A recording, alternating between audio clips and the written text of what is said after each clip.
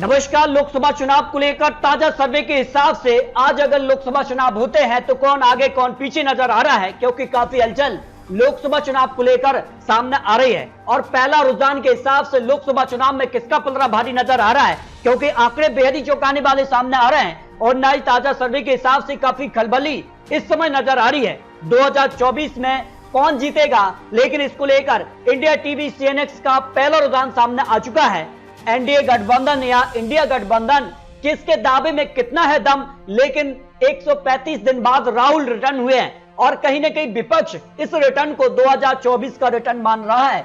तो किसके दावे में कितना है दम, इसको लेकर महत्वपूर्ण विश्लेषण सामने आ रहा है। लेकिन यहां पर भारतीय जनता पार्टी ये कह रही है कि 2024 में तो हैट्रिक लगेगी और 350 सीटें उनके पक्ष में रहेंगी। तो फिर किसके दावे में कितना दम है, क्योंकि राहुल गांधी 26 दलों का साथ लेकर 2024 की रणनीति तैयार कर रहे हैं, और जिसमें टीएमसी हो, जेडीयू से नीतीश कुमार आ जाते हैं, शिवसेना से उद्धव गुट और राजनीतिक चाणक्य कहीं ना कहीं एनसीपी से शरद पवार। तो किसके दावे में है कितना दम, इसको लेकर इंडिया टीवी सीएनएक्स का नया ताजा सर्वे, क्योंकि लोकसभा क्षेत्र के लिए 292 क्षेत्रों का सर्वे है जिसमें 44,548 लोगों की राय ली गई है। और उस हिसाब से पहला जो ओपिनियन पोल है उस हिसाब से काफी खलबली देखने को मिल रही है, क्योंकि काफी अब बदलाव देखने को मिले हैं। और जिस कार से कहीं ना कहीं गठबंधन हो या महागठबंधन हो, कहीं ना कहीं हर एक दल में बड़ा उलटफेर देखने को मिला है। और उस हिसाब से इस समय जनता किसका पक्ष ले सकती है, जनता किसके पक्ष में जा सकती है। केजरीवाल भी एक उभरते नेता रहे हैं जिनमें पंजाब और दिल्ली और यहाँ पर एमसीडी में बड़ा खेला किया है। तो गेम चेंजर की साबित होंगे अरविंद केजरीवाल। क्या नरेंद्र मोदी जी जीत की हैट्रिक लगाकर इतिहास रचने जा रहे हैं, क्योंकि अब तक 3 बार प्रधानमंत्री रेगुलर अब तक कोई बना नहीं है। अगर ऐसा होता है तो इतिहास यहां पर रचेंगे। लेकिन इंडिया टीवी सीएनएक्स सर्वे के हिसाब से भी काफी खलबली यहां दिखाई दे रही है। जो ओपिनियन पोल है, कई राज्यों में बड़ा उलटफेर देखने को मिल रहा है, जिस कार के आंकड़े बन रहे हैं। तो शुरुआत कर लेते हैं बिहार को लेकर, क्योंकि बिहार में सियासी आंकड़ा काफी बदल रहा है। अब यहां पर बीजेपी से अलग होकर जेडीयू में नीतीश कुमार, आरजेडी, कांग्रेस एक महागठबंधन है। लेकिन एनडीए ने भी यहां पर जो है अपनी जो यहां पर कहीं ना कहीं दलों से जो कमी थी उसके लिए एलजेपी से चिराग पासवान और यहां पर अन्य से हम पार्टी को साथ लिया है। तो ऐसे में बिहार में किसका खेला होगा। बिहार में 34% वोट शेयर बीजेपी को अपने दम पर मिल सकता है, जबकि जेडीयू को 19%, आरजेडी को 18%, कांग्रेस को 8%, एलजेपी को यहां पर जो है 6%, इनको 15% वोट शेयर जा रहा है।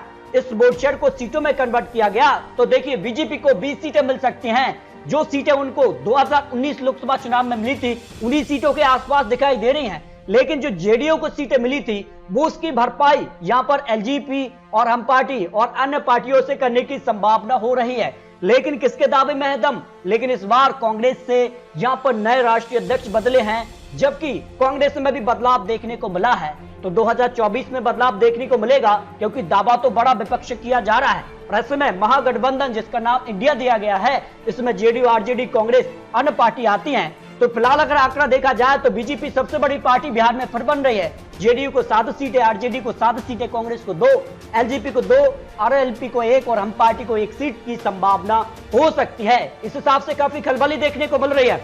जबकि पंजाब की 13 लोकसभा सीट की बात जाए, जिसमें यहां पर 18% वोट शेयर बीजेपी को जा सकता है। लेकिन यहां पर महागठबंधन बना है जिसमें आम आदमी पार्टी भी है, कांग्रेस है और सुनमानी अकाली दल क्या बीजेपी से एक बार फिर से गठबंधन करेगी, ये भी महत्वपूर्ण के पक्ष में 12% वोट शेयर जा रहा है। लेकिन सीटों की बात की जाए तो यहाँ बीजेपी को खाता खोलना भी मुश्किल नजर आ रहा है, क्योंकि यहाँ महागठबंधन बना जिसका नाम इंडिया दिया गया है और यहाँ पर 13 सीटें जा सकती हैं। लेकिन माना जा रहा है कि शिरोमणि अकाली दल के साथ बीजेपी गठबंधन कर सकती है, पर 1-2 सीटों पर यहाँ पर बड़ा उलटफेर हो सकता है। फिलहाल यहाँ पर इंडिया गठबंधन का पलड़ा भारी नजर आ रहा है। जबकि झारखंड की 14 लोकसभा सीट की बात की जाए तो बीजेपी को यहाँ पर सीधे तौर पर 12 सीटें मिल सकती हैं। जेएमएम को 1 सीट, आरसू पार्टी को 1 सीट और कांग्रेस को 0 सीट मिल सकती है। लेकिन यहाँ पर महागठबंधन के तौर पर इंडिया गठबंधन है और सीधे तौर पर बीजेपी और यहाँ पर महागठबंधन की टक्कर है। लेकिन भारतीय जनता पार्टी का पलड़ा यहाँ भारी नजर आ रहा है। जबकि हरियाणा की 10 लोकसभा सीट की बात की जाए तो सीधे तौर पर भारतीय जनता पार्टी को 8 सीटें मिल सकती हैं, कांग्रेस को 2 सीटें मिल सकती हैं। लेकिन हरियाणा में भी बड़ा उलटफेर देखने को मिला है और जिस कार से किसान आंदोलन हो या पर अन्य जिस कार के मुद्दे बन रहे हैं उसके बाद काफी बदलाव देखने को मिल रहा है। जबकि अगर बात की जाए तो छत्तीसगढ़ की 11 लोकसभा सीटें, जिसने यहां पर इसी साल मध्य प्रदेश, छत्तीसगढ़, राजस्थान में विधानसभा चुनाव होने हैं और इन राज्यों के नतीजे लोकसभा चुनाव के सेमीफाइनल की तरह देखे जा रहे हैं और काफी बदलाव यहां देखने को मिल सकता है। फिलहाल आंकड़ों के हिसाब से भारतीय जनता पार्टी को 7 सीटें मिल सकती हैं, वहीं कांग्रेस को 4 सीटें मिलने की संभावना दिखाई दे रही है। मध्य प्रदेश की बात की जाए तो 29 लोकसभा सीटें आती हैं। 2019 लोकसभा चुनाव में जहां पर बीजेपी को 28 सीट मिली थी, जबकि इस बार 24 सीटें मिल सकती हैं। भाई कांग्रेस को 1 सीट मिली थी, लेकिन इस बार 5 सीटों की संभावना दिखाई दे रही है।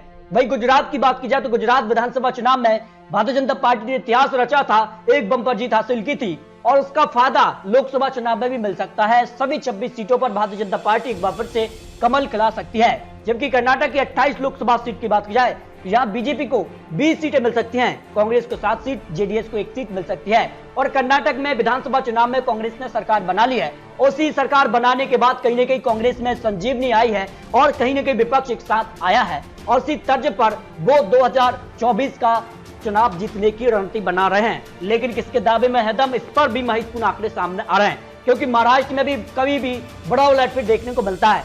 कई मुख्यमंत्री बदल चुके हैं, तो क्या आने वाले वक्त में और मुख्यमंत्री बदलेंगे, ये भी महत्वपूर्ण माना जा रहा है। फिलहाल 48 लोकसभा सीटें उत्तर प्रदेश के बाद सबसे बड़ा राज्य आता है और यहाँ बीजेपी को 20 सीटें मिल सकती हैं, वहीं कांग्रेस को 9 सीटें, शिवसेना शिंदे गुट को 2 सीटें और शिवसेना उद्धव गुट को 11 लोकसभा सीट, एनसीपी अजीत को 2 सीटें और एनसीपी शरद पवार को 4 लोकसभा सीटें मिल सकती हैं।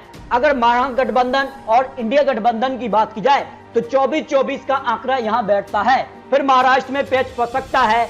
अब जनता तय करेगी कि महाराष्ट्र में इंडिया गठबंधन को ज्यादा सीटें मिलेंगी या फिर जो महागठबंधन को ज्यादा सीटें मिलेंगी, ये भी काफी महत्वपूर्ण हो जाता है। तो महाराष्ट्र में काफी हलचल देखने को मिल रही है। महाराष्ट्र में एनडीए गठबंधन की जीत होगी या फिर महागठबंधन जिसका नाम इंडिया दिया गया है, ये तो जनता तय करने वाली है। लेकिन केरल को लेकर जो 20 लोकसभा सीटें आती हैं और कांग्रेस जो राष्ट्रीय अध्यक्ष रह चुके यहाँ पूर्व राहुल गांधी की सदस्यता रद्द हो चुकी थी, लेकिन अब सदस्यता वापस हुई है। वायनाड से यहाँ पर सांसद हैं और अब जिसका से भारत जोड़ो यात्रा कांग्रेस ने केरल से शुरू की थी, उसका फायदा यहाँ पर जबरदस्त केरल में कांग्रेस को मिल सकता है और माना जा रहा है कि 15 से ज्यादा सीटें कांग्रेस को केरल में मिल सकती हैं। जबकि पश्चिम बंगाल की भी बात की जाए तो 42 लोकसभा सीटें आती हैं और ये माना जाता है कि पश्चिम बंगाल सबसे महत्वपूर्ण राज्य इसलिए भी है और यहाँ पर अगर बात की जाए तो लगातार 3 बार से मुख्यमंत्री रह चुके हैं पश्चिम बंगाल के लिए ममता बनर्जी और पीएम चेहरा का एक बड़ा दावा वो कर रहे हैं। तो विपक्ष क्या उन्हें पीएम चेहरा घोषित करेगी, ये भी महत्वपूर्ण सवाल बना हुआ है।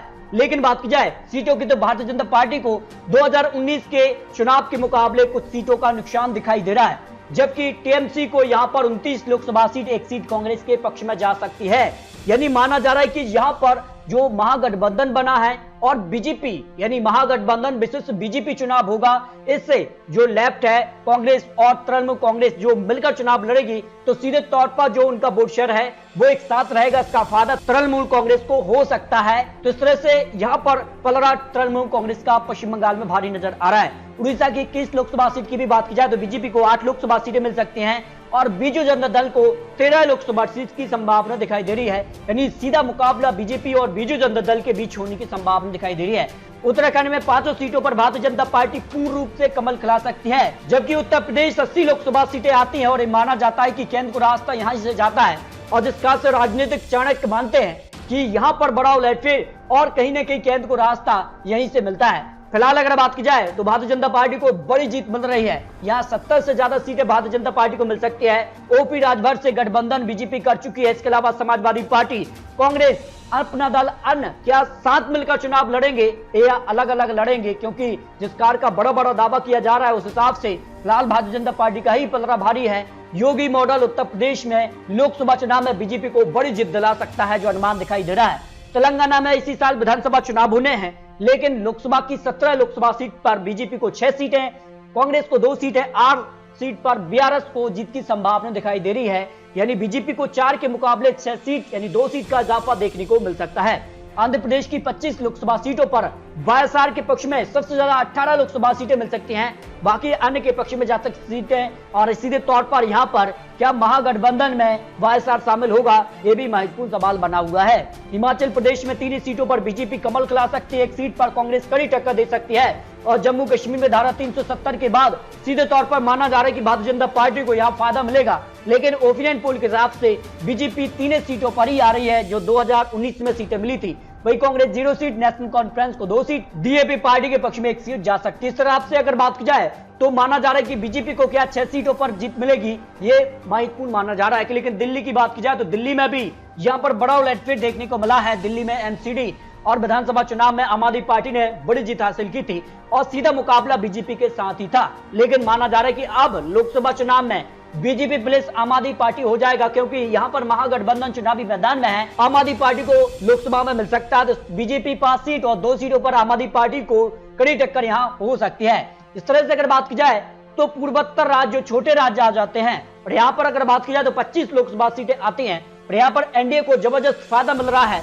21 सीटें, जबकि इंडिया गठबंधन को 3 सीटें और अन्य के पक्ष में 0 सीट, 1 सीट यूडीएफ के पक्ष में जा सकती है। इस तरह से पूर्वोत्तर राज्यों पर सीधे तौर पर भारतीय जनता पार्टी को बढ़त देखने को मिल रही है और ये कहीं ना कहीं बढ़त लोकसभा चुनाव के लिए महत्वपूर्ण मानी जा रही है। जबकि राजस्थान की 25 लोकसभा सीटों पर बीजेपी 21 सीट, कांग्रेस को 4 सीटें मिलने की संभावना है। इसी साल यहाँ विधानसभा चुनाव भी होने हैं। इस तरह से बात की जाए लोकसभा चुनाव को लेकर जो इंडिया टीवी सीएनएक्स का सर्वे सामने आ रहा है, उस हिसाब से 543 सीटों का जो सर्वे है उसमें एनडीए को 318 सीटें जा रही हैं, यानी बहुमत के आगे जा रही है। और प्रधानमंत्री मोदी जी एक बार फिर से हैट्रिक की तरफ बढ़ते नजर आ रहे हैं। जबकि इंडिया गठबंधन की बात की जाए तो 175 सीटें इंडिया गठबंधन के पक्ष में और अन्य के पक्ष में 50 सीटें ऐसे दल हैं जो कि ना एनडीए के साथ है ना इंडिया गठबंधन के साथ है, अलग चुनाव लड़ रहे हैं।